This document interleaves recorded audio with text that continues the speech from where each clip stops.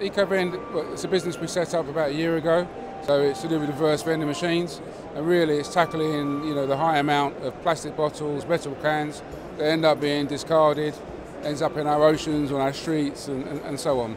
So here's an opportunity to capture materials on the go, so people that are drinking from bottles, drinking from cans, at the point they're finished with them is to have machines located so that they can deposit the bottles and cans and get a reward for their deposits. The EcoVend machine is very simple to operate. It's basically a 1, 2, 3 system.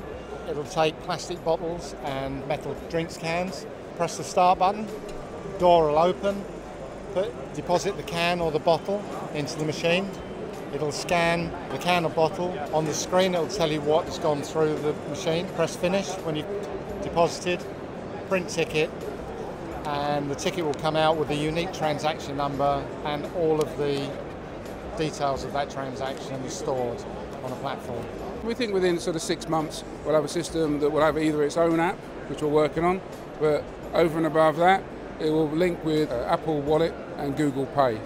So, like I say, so within 6 months we want to move away from paper token. Obviously we've got a lot of plastic going into the oceans, it's topical at the moment, and into the sea life and the birds, and in fact into humans.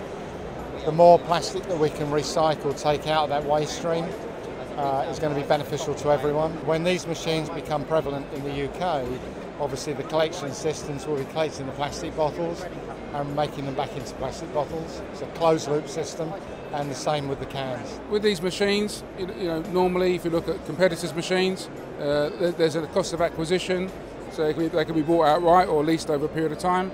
Well, there's a cost. And in these times, not all companies are willing to set a budget to pay for one.